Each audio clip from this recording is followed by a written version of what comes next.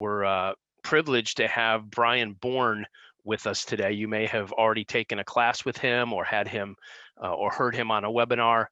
He's been consulting, instructing with Global Knowledge for over 15 years now. He has 30 years of experience with IT service management. So, Brian, we're thrilled to have you here with us today. Thanks for taking the time. We're going to turn it over to you just as soon as we possibly can. If you do have questions throughout the webinar, please put those in the Q&A function at the bottom of your screen, and we'll try to take a few minutes at the end for Brian to get to those questions. Brian, would you mind advancing to the next slide? We did want to let you know that today's webinar is being recorded and that will be sent out in just about a week after today's session. So thanks again for joining us. As mentioned, Brian has been with Global Knowledge as an instructor.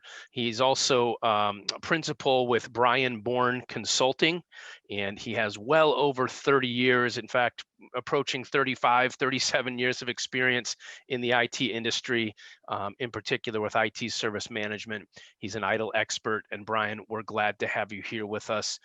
Please take over from here. Luke, thanks very much for that nice introduction. Great to be with you folks here today. We got quite a few participants, so that's fantastic. Welcome aboard, and welcome to ITIL 4, and the journey continues on, as I say, and we keep going with it. Today, it is a short period of time. I'm sure it's going to spark probably more questions, which is a good thing. And I think you're also going to find where you have already been using some of the 7 guiding principles in your work life or even your personal life. So we're going to share a little bit of that, try to make it, in the real-time world of how these principles can apply and spark some discussion. So away we go without further ado because of the timing. A lot has been on the road for a long time in terms of ITIL. We've been at it for over 30 years, and it's personally for me, it's very very interesting and exciting.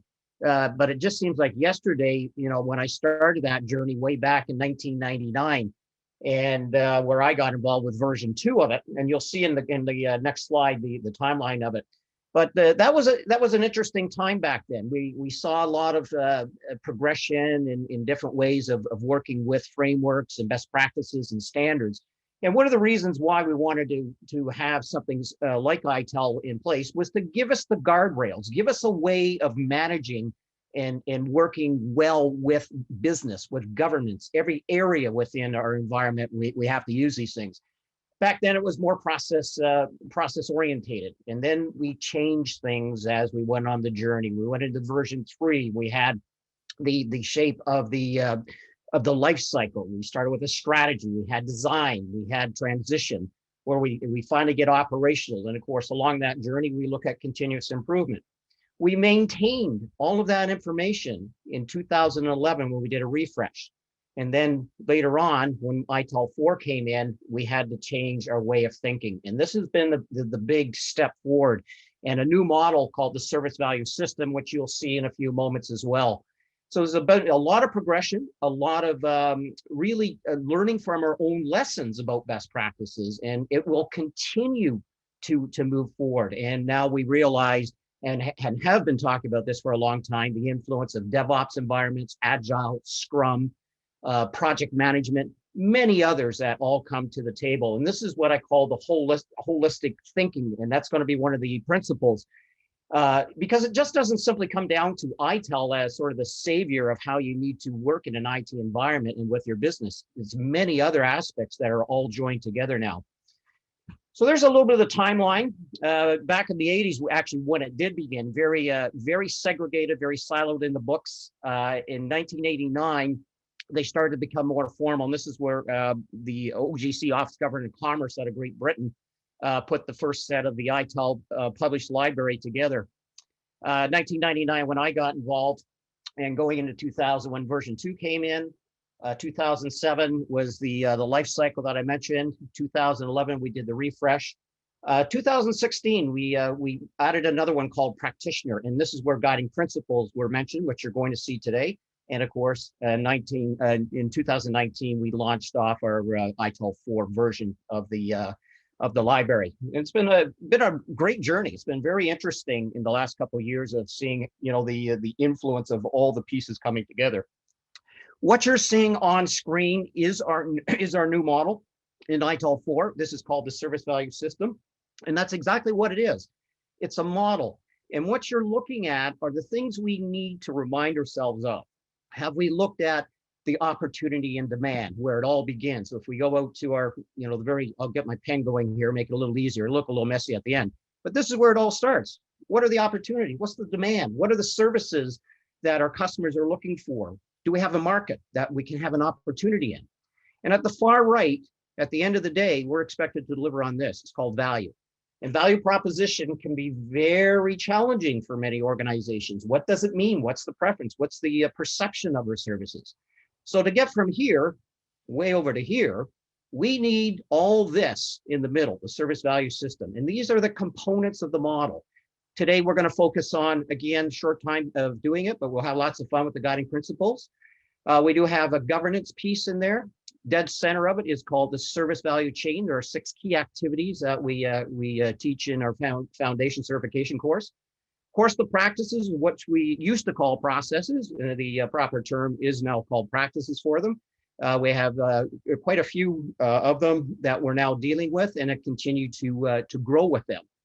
And at the end of the day, we also continue with the continuous improvement model that's involved in here. So let's have a quick look at some of the other pieces that come in here. These are the guiding principles that we'll be getting into. I'm not going to rattle them off just yet. They will come up again in a few moments for you. But this is what we concentrate on today. The governance, all about your organizational governance, how we evaluate it, how organizations need to direct it, and we have to then monitor each and every one of them as well. We continue on with the 6 core activities in the middle, service value chain. It all begins in strategic thinking. And this is the first activity is planning and being able to improve, looking at engaging the right stakeholders, looking at our design and transition activities. When do we obtain and build? What components come together for us? And how do we actually deliver and then continue to support that? Those are the 6 core activities of the value chain. And in the practices, 14 under general management heading, 17 under service management, and we have 3 under a technical management. Now, because of the time frame today, I'm not going to be obviously going into all that discussion. And with the CSI model, it's to remind us of what we're all about. What is our vision? What's our mission? Understanding where we are, our capabilities today. Where do we want to be? How do we get there? Do we take action on our planning to improve upon something? Did we get there? And what do we do next is the model in continuous improvement, which applies universally to that whole picture on screen. With the guiding principles, these are about, in a lot of ways, I call 2 very famous words to the table: common sense. And sometimes you're going to look at it and you're going, yeah, we've been doing these things for a while. We've asked, some of these and looked at some of these principles, but we may not be consistent with them all the time, which is a great reminder for us to sort of look at it as that checklist. And the reason why we want to do that is when we take the guidance from these principles, they are so powerful for us. And a lot of times you'll find, hey, we didn't have this conversation, and then the errors and the problems start to become more prevalent for you. So when we looked at the principles, they've always been the same way for all the environments. They are recommendations, and definitely will help an organization in a variety of different scenarios, different strategies, different circumstances. And it doesn't matter where you're going, what your vision is, what's your goal, what strategies do you have. It doesn't matter about that, or even the type of work, or even your management structure. You can utilize these principles in any situation. They are utilized. They're not necessarily new to just ITIL. They've been used by other frameworks and other standards and other philosophies over many years, and bodies of knowledge. Lean, and of course, Lean IT thinking has been using it for years. Agile, our DevOps environments. COPIT, which I've been dealing with Osaka for years, we've been utilizing some of these principles. The nice part about the principles allows the organizations to be more efficient, more effective, being able to integrate the multiple methods to the overall approach to service management, which we're all involved in. So here they are at the high level. First one, we'll get into the little bit of the detail at the high level for you folks here this afternoon. We're going to focus on our value. We'll start where you are, progress iteratively with feedback. Fourth one is collaborate and promote our visibility, thinking and working holistically, keeping it simple and practical. And then the seventh is the optimize and automate. In some situations, you may be applying all the principles. In other situations, it could be one or two, or whatever combination is necessary. In some situations, you'll probably use them all, and they actually have an influence with each other. That's called the integration thinking when we start to talk about that. And I'll talk a little bit more towards the end about that. So with the focus on value, everything that we look at needs to focus back to that value, which was at the far right of the service value system model you saw a few seconds ago. We have to understand the consumer's needs, and consumers can be your customer, can be a sponsor, can be ourselves, but really and the customers, and understanding what value means to them. And of course, the value, as we all know, changes over time. It will change in a variety of changed circumstances and different circumstances that we have to be aware of. And if we've missed this whole point of the first one, we've really lost our way in defining what value is really all about and moving correctly in the right direction to provide that value. So value is one of the principles here. It sort of overarches almost all the other principles at the same time. So when you're focusing on value, from 2 to 7, that's all embedded within it.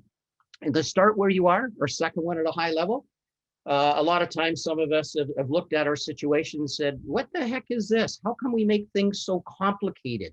Why do we restart everywhere and having to, when we have things in place? Well, a lot of times we've done that, and that can be very costly for organizations financially, resource storage from the human side of it as well, and people getting exasperated because they think they have to do everything from a brand new, fresh start. So we really encourage looking at what you've got, assess what you have, look at your processes, look at your technologies, look at your collaboration, your organizational structure. All of these things are in play for starting where you are as an organization. The other good thing, and this is the influence on our third point here, principle, is progressive iterative feedback. I grew up over the years in environments where we're only allowed to do 4 releases a year, the quarterly releases, and that caused a lot of problems for us. And we didn't have the feedback along the what we call Omicron journey, and we would miss important things because we took on too much. What we've learned from our Agile and our Scrum environments and our Lean environments is, hey, you don't need to do this. Break it up, make it smaller, make it more iterative, and then you can accomplish things faster, and you will get your feedback. It's actually one of the key aspects in DevOps when we teach that course, and it's a very, very powerful and important that we have the iterations and the feedback on the journey. In collaborate and promoting visibility, this is where we're involving the right people. There's so many different stakeholders that we have to look at. As you can see in the second bullet, inclusion better than exclusion.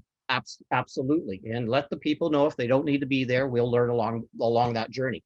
But far too often we've worked in silos and we're not sharing the right level of information with each other, with our customers.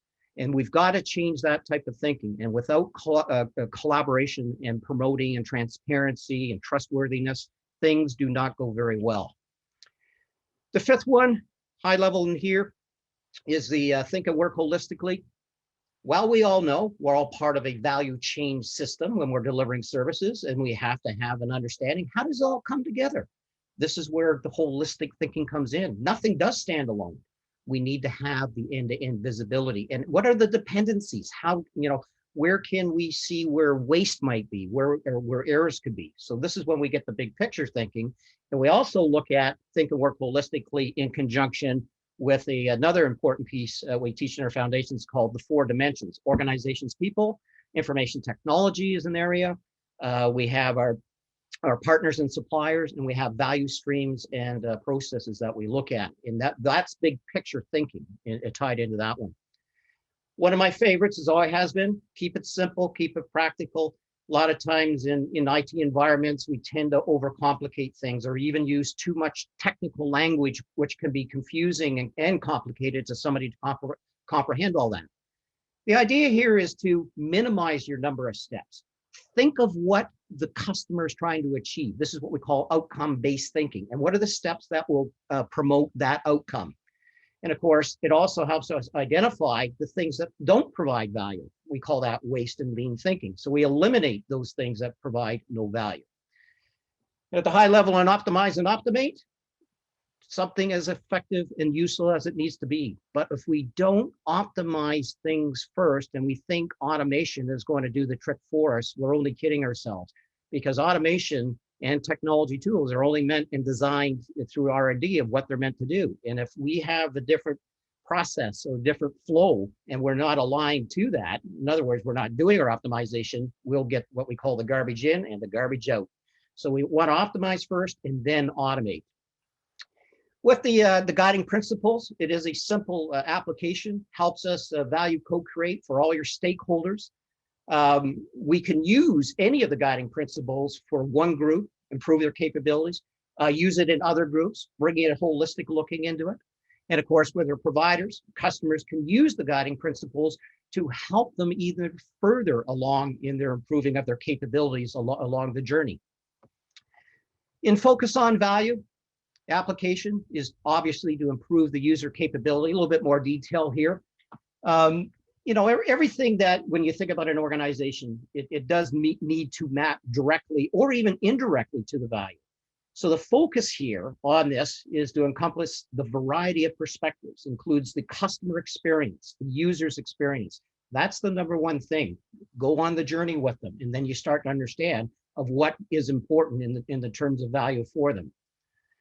Definitely with your different stakeholders, encourage to offer service improvements, contribute to the value creation on any aspect, even sometimes those minor things that people may think they're not important, they definitely are. In the start where you are, you don't have to do everything from scratch. You know, to build something new and not considering what you already have and what's available to you, it's likely to be a great deal in your current services that you may have already, in your processes that you have, in your programs, your projects that you're working with. And of course, the people may have things there already to help with the desired outcome.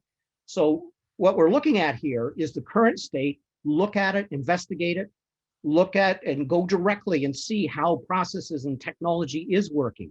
It helps us understand what we need to improve upon. In some cases, we may have to build from scratch, but a lot of times things are already there for us.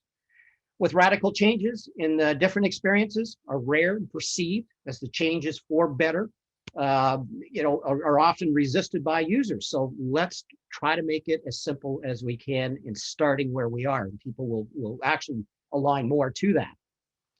With our progress iteratively with feedback, the principles here is really don't attempt to do everything all at once. That can be overwhelming. You know, these huge initiatives that many of us have been involved with over the years, we have to look at them differently. Use iterative thinking in this, organizing your work into smaller, more manageable sections. You can then execute and complete it in a better timely manner and actually get to what we call done, which is workable software out into the environment. And it's easier to also maintain a sharper focus when you break it down this way. You get the feedback before, throughout your work, and after each iteration, helps us to focus on the appropriate, and even if the circumstances changes. This is a great principle, and it's something we didn't do enough. You know, many years ago, we looked at these big projects and didn't provide the feedback. We do encourage our users to provide the feedback, follow-up actions, being transparent, not kicking things under the carpet sort of thing, and being really promotive in another term we call safe environments where people can talk about things. In our collaborate and promote visibility, with this, we're really looking at working together across a variety of boundaries. We look at the procedures, we look at the results, and when we take this, we get better buy-in because we're talking about it. People are able to see what's happening, being able to look at achieving the objectives, having the right information that they need, understanding and trusting it. working in our consequences and being made visible, not bringing in the hidden agendas. And the information has to be shared to the greatest degree possible amongst all our folks as well. The services are intended when a user doesn't know how to use it. It could be for help or reporting an incident, should be easy and encouraged. Again, making even the service desk easy to get through, self-service, and having good collaboration there. In Think and Work Holistically, no service stands alone. Value co-creation has to be visible and transparent for everybody involved. And we will look at this, the outcomes achieved by the provider and the service consumer will suffer unless we can work on these initiatives as a whole and just not in a single part. And of course, with this, results delivered to internal, external customers, having the effective and efficient management, having our right level of integration of our information technology, having the right level of our organization, our practices, our partners, our agreements, all have to be coordinated. So the Think and Work Holistically brings this principle, brings it together. Users need to understand the concept of what they do and what dependencies and how they fit into it. In our Keep It Simple and Practical, here, user interfaces, touch points, keep them as simple as possible. You ever notice when we make things overcomplicated, people will abandon them or circumvent them or try and find something else, not to even use it in the first place? So if a process, a service or action or a metric fails to provide the value or produce a useful outcome, time to get rid of that. Let's simple it down. If the process and procedure uses a minimum number of steps necessary to accomplish the objective, this is what and to meet the outcome-based thinking and help produce the practical solutions along the journey. So opportunity, proposing improvements along this, and should be treated seriously and transparently. And in our seventh one, optimize and automate. Of course, this is where a lot of times, some of you may have heard one of the expressions over the years. Many of us in a lot of the conferences we spoke at, we'd get the audience going, we'd come on stage and say, the fool with the tool is still the fool. And this applies to the seventh guiding principle here, optimize and automate. In other words, people go out and buy all kinds of great tools and automation to think that's going to solve the situation, only to find out it really doesn't. So we need to look at what are we trying to accomplish in the first place? What's our value streams? What are our processes? What are the activities, the inputs and the outputs? And when we have that down, then we look at automation to do a lot of what we call rote type activities, things that can free our time up. Automation is wonderful for us when we can do that. So resources of all types, HR, use their best effort, eliminate anything that's wasteful. Their technology that could be wasteful, achieve whatever is capable of. Make sure that we have our processes and practices down right, and then bring your automation in along the journey as well. In summary, principles embody a lot of core messages within ITIL, within service management, helps us with successful action, helps us to make better decisions at all levels, all the types of decisions we have to make. They can also are really about the proper word, the guiding of the organization in their work, adopting service management approaches. And this is applicable for ITIL, for DevOps, for Lean, for Agile, for Scrum, for TOGAF. We can keep going on it, but they're applicable for all of it. And the guiding principles encourage and support your organization in the continued improvement at all levels. Folks, this is where I'm going to open it up to questions. It's as I was saying, it's a rapid fire when we come down to this, but hopefully, as I said, if anything, it'll probably spark more questions than anything else. So fire away. We can take questions. I'll admit, Brian, I didn't think you could do it, but you got through all the content. Very, very helpful. Lots of really good information. So thank you for that. I know in the Q&A, just looking here, and folks, just a reminder, we do have just a few minutes left. If you do have a question, please go ahead and type that into the Q&A box as opposed to the chat function. And Brian, there's one here. I don't know that you have time to hit on it, but the ask was, could you talk briefly about ITIL 4 strategic leader, digital and IT strategy? So Matter of fact, there's another class, right? Yeah, I just finished doing development work on that course for some folks as well. Yeah, it's called DITS. I've been working diligently for the last, actually before Christmas, we got into it. It's a great course. It's all about understanding our digital movement in organizations, and this is the way our world has changed, and will only continue to grow so. So it's a matter of strategic thinking, looking at our customers, looking at our organizations, looking at how do we transform, moving from out of the old style of looking at how we used to do technology. How do we make a digital organization? What are the needs? And of course, with cloud, with virtualization, with the iPads, with the cell phones, everything, it's all the operational aspects. So everything has become digitized. Just about everything in your home is, from your appliances to your TVs, the Internet of Things, algorithms, big data, all of it. So with DITS, this is about understanding your strategies. It's a challenging course. It's very business orientated, and it transforms organizations in a huge way into the digital age. Hopefully that can give you an idea. Perfect. That's helpful. Another quick question here, Brian. What's the main difference between ITIL 3 and 4? Well, ITIL 3, people always, that's the first question that comes up when they're looking for the life cycle. And I actually do bring it in late on the morning conversation I have with them as a value stream. What happened with ITIL 3? It's still valid, folks. It doesn't, these things, older versions don't disappear. We based it on a life cycle. First life cycle was strategy and understanding your customer. Second life cycle was design and making sure we had everybody at the table, from security to capacity, availability, you name it, we put it there. Transition, where we actually do our physical builds, our testing environments, staging environments, and eventually deploy into operations, which is our fourth life cycle, fourth phase of the life cycle.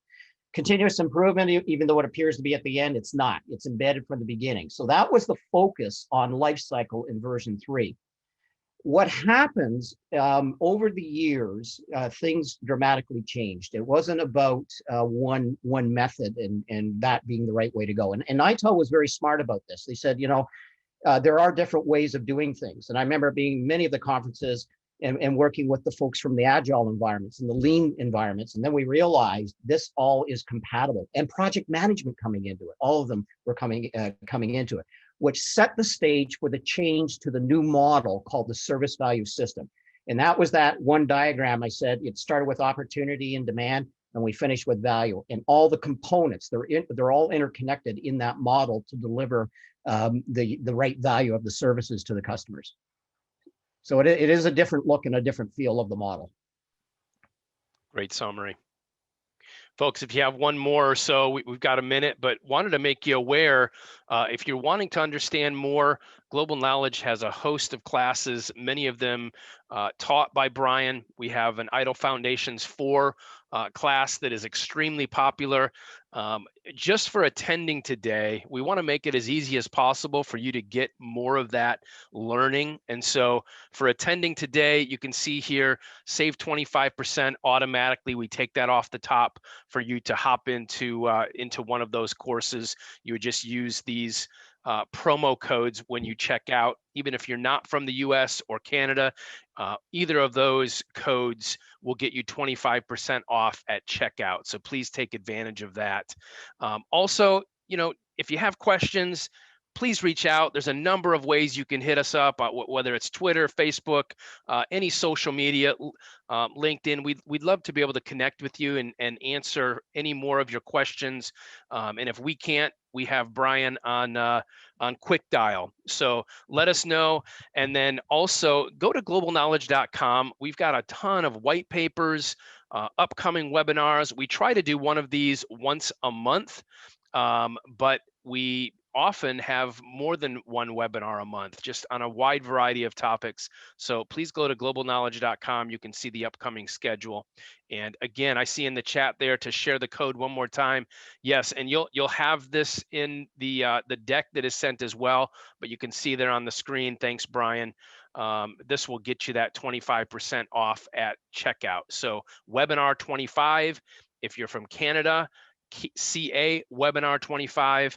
that will give you the 25% off. So thanks all. We're at the bottom of the hour. Brian, thanks so much for joining us and making it so easy to listen to. A lot of really great information. And again, be sure to check out globalknowledge.com, folks. Thank you so much. Thank you.